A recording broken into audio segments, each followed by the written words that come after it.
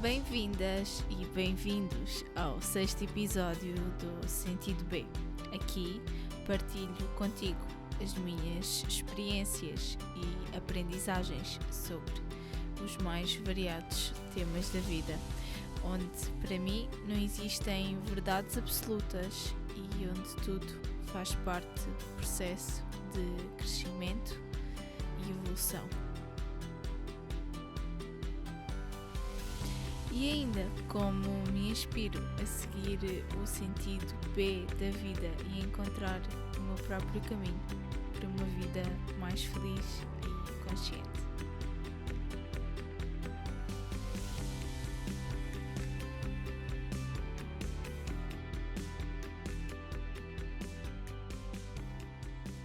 No episódio de hoje quero-te falar sobre os maiores desafios de fazer Erasmus, pelo menos aqueles que foram os maiores desafios para mim e de todas as pessoas que eu conheço, os desafios do processo habitual, protocolar de fazer Erasmus.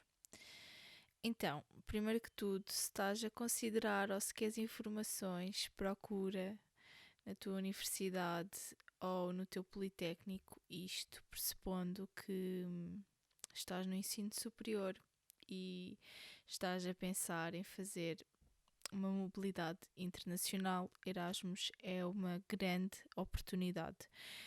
Aconselho-te a procurares na tua escola, na tua universidade, o gabinete responsável. Normalmente chama-se Gabinete de Relações Internacionais, mas pode ter outro nome. Vê no site da tua escola, aposto que tem informações sobre isso e vais encontrar e-mail, certamente. E o mais importante é ter em consideração determinados prazos que a escola possa ter. Normalmente as candidaturas acontecem uma vez por ano. Sei de em alguns sítios que acontecem 2 vezes por ano, mas depende de universidade para universidade, I guess, e por isso deves ter em consideração e procurar informações específicas para o teu caso. Este episódio é mais específico para quem está no ensino superior, mas também é muito importante de uma forma genérica para quem queira fazer outro tipo de mobilidade internacional mais tarde.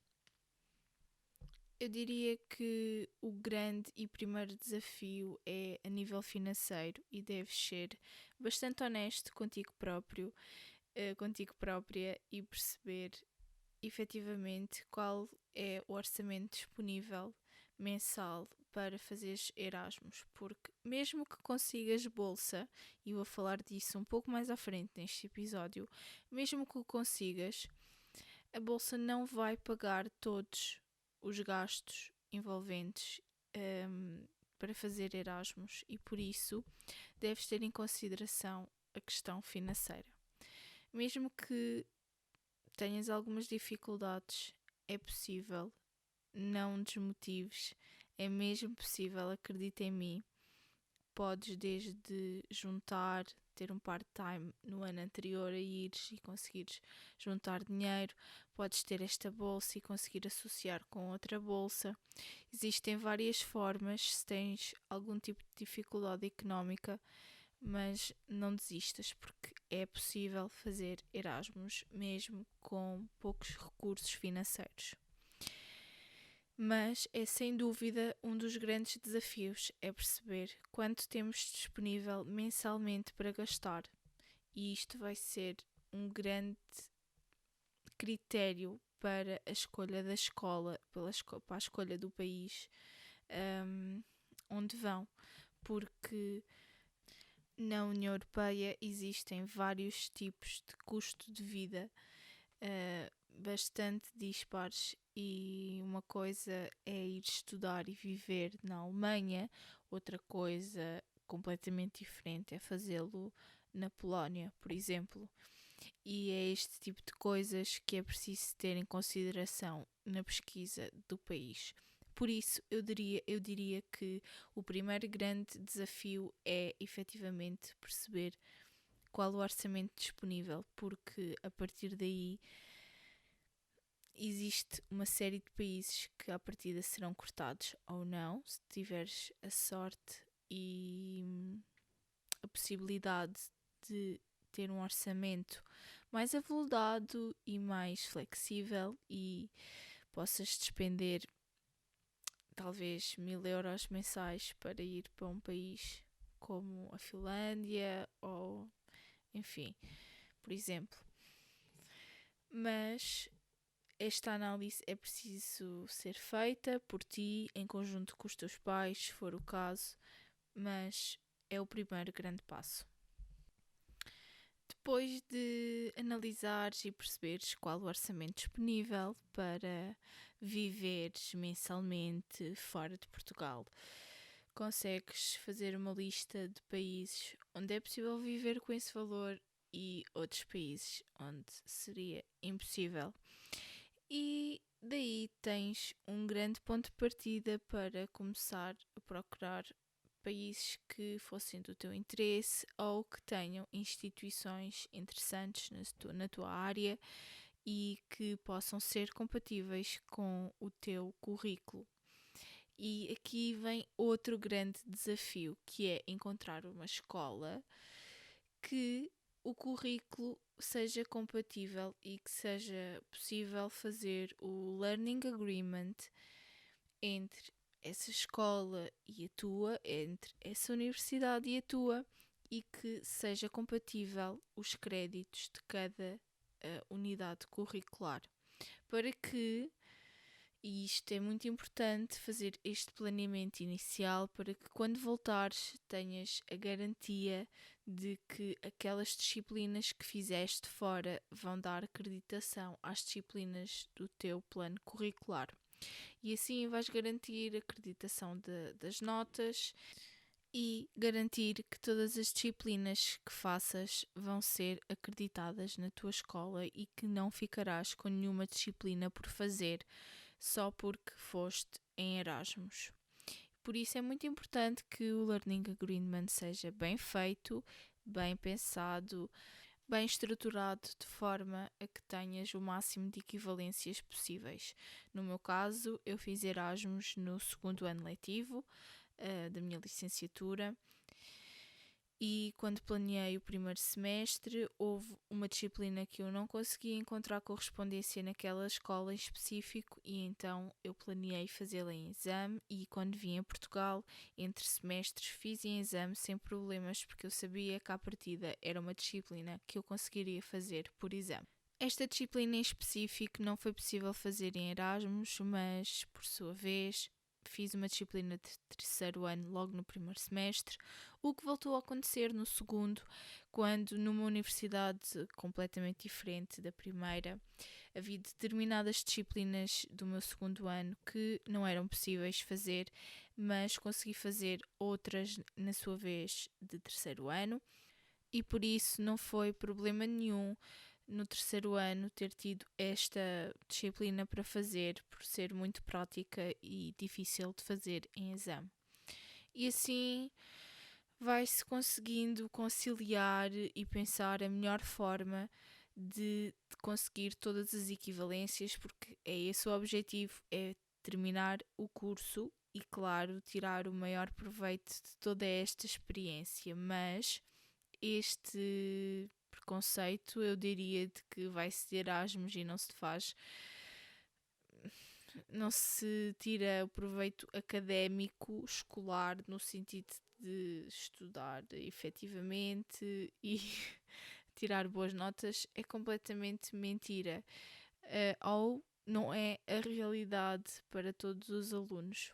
E é como universidade em Portugal. Existe efetivamente as pessoas que se esforçam para ter boas notas e terminar no tempo que é suposto e outras pessoas que, pelas suas razões, eu não vou julgar, não o fazem e preferem só festas ou outro tipo de atividades. Mas Erasmus é muito mais do que isso. Sim, tem muita festa incluída, mas se houver disciplina e vontade de efetivamente estudar e aprender, é muito mais do que isso. E é possível. É possível ir de Erasmus, ir a algumas festas, ou quase todas, e mesmo assim completar todas as disciplinas com sucesso. Voltando aos grandes desafios. Depois de termos um orçamento definido, a escola, não é? A cidade, o país e o Learning Agreement feito e aprovado, normalmente pelo coordenador de curso, coordenador de departamento e pelo Gabinete de Relações Internacionais ou outra forma de acreditação na tua escola, mas serás informado de qual o processo e, independentemente da parte burocrática, vão-te explicar tudo como funciona e de certeza que vão-te auxiliar em todas as tuas dúvidas práticas. Relativamente à parte curricular, normalmente é com o coordenador de curso, algumas disciplinas em específico com algum professor, mas normalmente o gabinete de relações internacionais e as pessoas que lá trabalham vão-te auxiliar e direcionar para os outros professores, coordenadores, etc., que poderás ter que conversar para finalizar o teu Learning Agreement.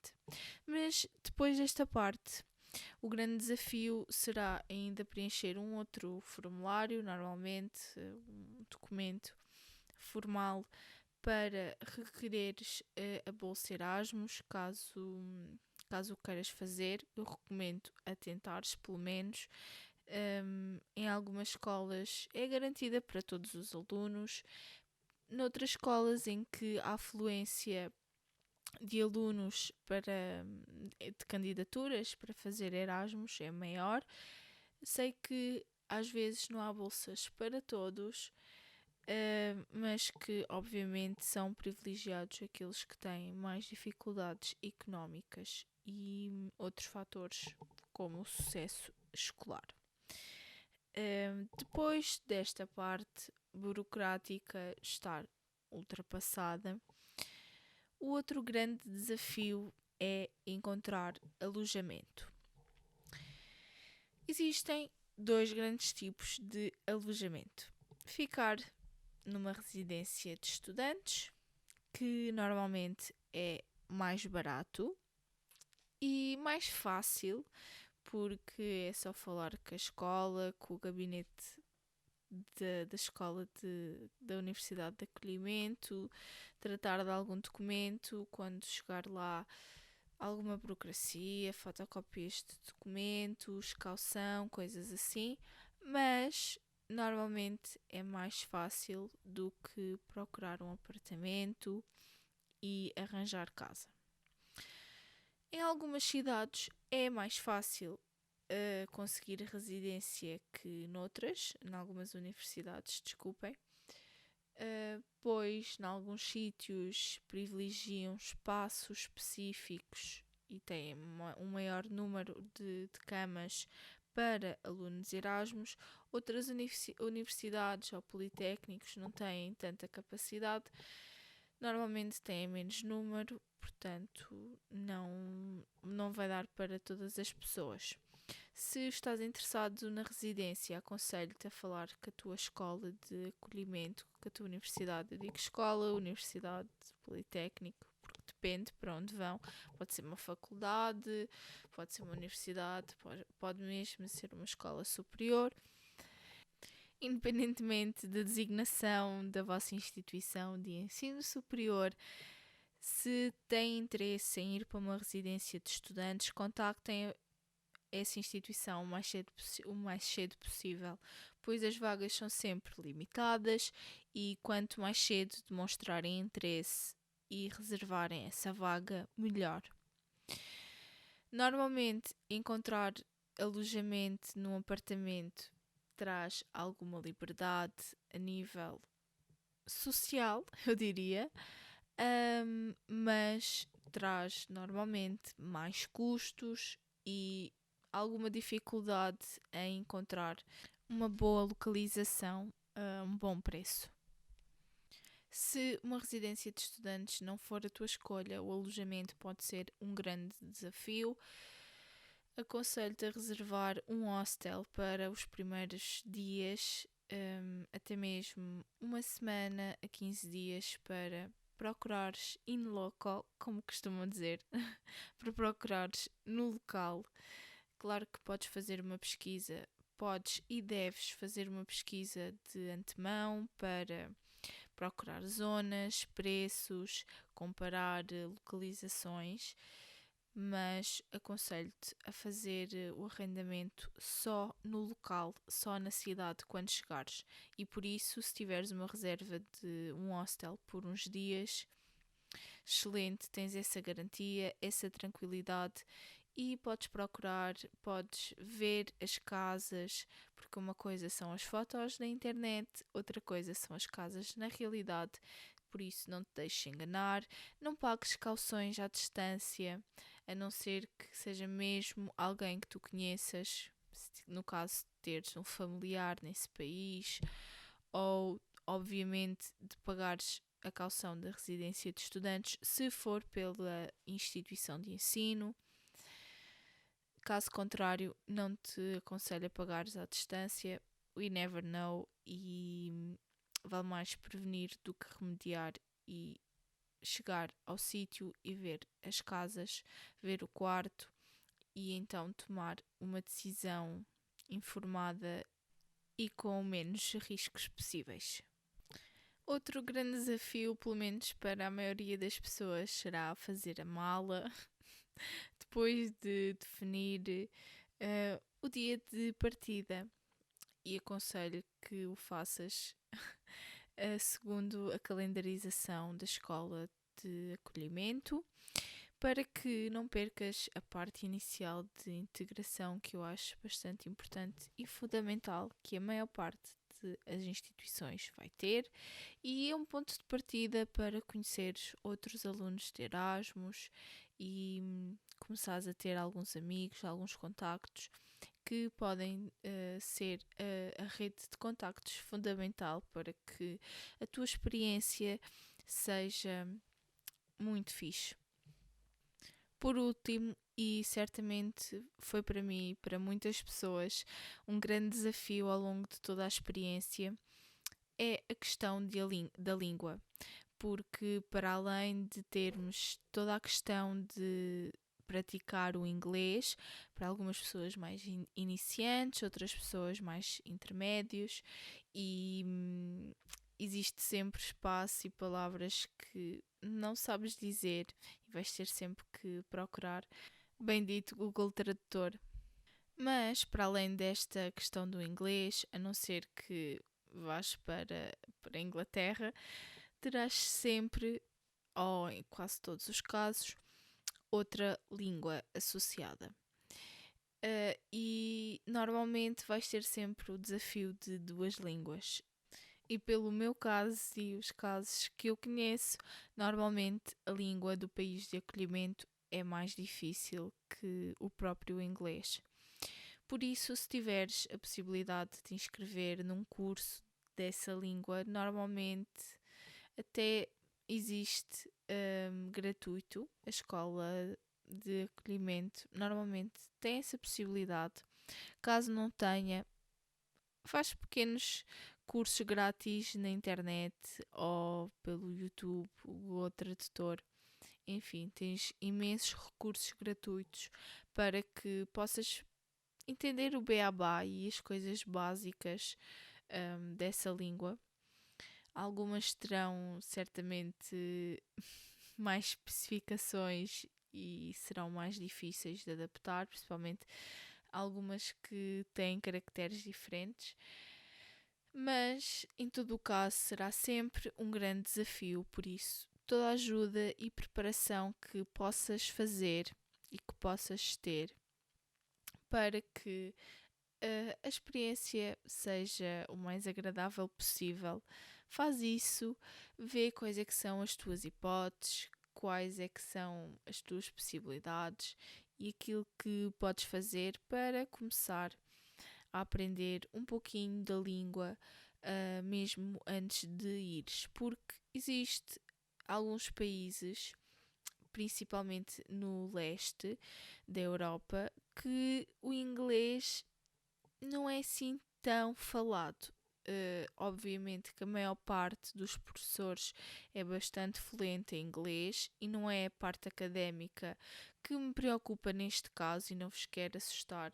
Normalmente eu não conheço assim nenhum caso que tenham que fazer exame na língua de origem ou coisas assim. No meu caso eu tive que sempre fazer em inglês, mas é mais na vida cotidiana que eu me refiro no supermercado, na mercearia, no- nos próprios bares ou enfim, no dia a dia, não tanto na vida académica, porque aí sim é maioritariamente o inglês, a não ser que tenhas algum colega que não fala inglês, mas mesmo assim não terás capacidade à partida de ter uma conversa com ele noutra língua. Mas, à parte disso, na vida cotidiana é sempre útil saber um pouco da língua do país onde estamos a viver. Estes foram, sem dúvida, os maiores desafios para mim, no entanto, nada impossível de superar com o mindset correto. Mas, claro, como tudo na vida, existem desafios e sem dúvida que a questão financeira, a parte da escolha da universidade e da elaboração e aprovação do Learning Agreement. Depois, numa fase mais, já mais na experiência, a questão do alojamento e a parte da língua foram sem dúvida os grandes desafios, mas vão existindo outros, dependendo de pessoa para pessoa, de personalidade para personalidade, de país para país, até a questão da adaptação meteorológica pode ser um desafio. Para mim, um país muito frio, com muita neve, é um desafio, por exemplo, mas para outras pessoas, um país com muito calor será um desafio também. Por isso, há determinados desafios demasiado relativos para elaborar e acho que ficaram com o resumo dos grandes desafios de fazer Erasmus. Mas, independentemente dos desafios, eu garanto-te que vai valer a pena e que o investimento vai ser recompensado caso te esforces ao máximo e dês o teu melhor, principalmente na parte académica. Por último, e em jeito de inspiração, quero-te falar da associação Erasmus Student Network, que irás ouvir falar como ESN, e é uma associação europeia sem fins lucrativos e são muito importantes na integração de milhares de alunos que fazem o programa Erasmus+, e que vivem a oportunidade de vivenciar um programa de mobilidade internacional. Estão presentes em 41 países e são mais de 525 secções, ou seja, estão presentes em muitas cidades e universidades. Por isso, pesquisa na internet, tenho certeza que vais encontrar uma SN perto de ti que vai ter eventos incríveis, viagens extraordinárias e traz aí a oportunidade de conhecer muitas pessoas que serão importantes na tua experiência. e numa fase inicial são muito importantes na tua integração. Provavelmente terão um buddy system ou alguma coisa do género que te possibilitará estar mais próximo de um estudante local, de um estudante da tua cidade onde estás a estudar, dessa mesma cidade, e que pode esclarecer todas as tuas dúvidas e ajudar-te naquilo que precisares. Por isso, pesquisa, a internet e as pesquisas no Google são gratuitas, por isso toca teclar e perceber qual é a ESN mais próxima da cidade para onde vais, isto é, se já estiveres a caminho da tua experiência. Se não tiveres, podes procurar quando estiveres à procura da cidade e a fazer a tua pesquisa inicial. E sim, fazer Erasmus, principalmente nesta fase de planeamento, é desafiante, às vezes um bocadinho estressante, mas é preciso alguma perseverança e alguma disciplina, como tudo. Requer também algum esforço, principalmente nesta fase inicial de planeamento, mas acredita, vai valer a pena. Chegamos ao fim do 6º episódio. Obrigada por estares desse lado e ouvires a minha perspectiva sobre o desenvolvimento pessoal e a inspiração para encontrar o meu próprio caminho na evolução e sentido B da vida. Mais reflexões e inspirações nos próximos episódios. Subscreve para não perderes nada. Até lá!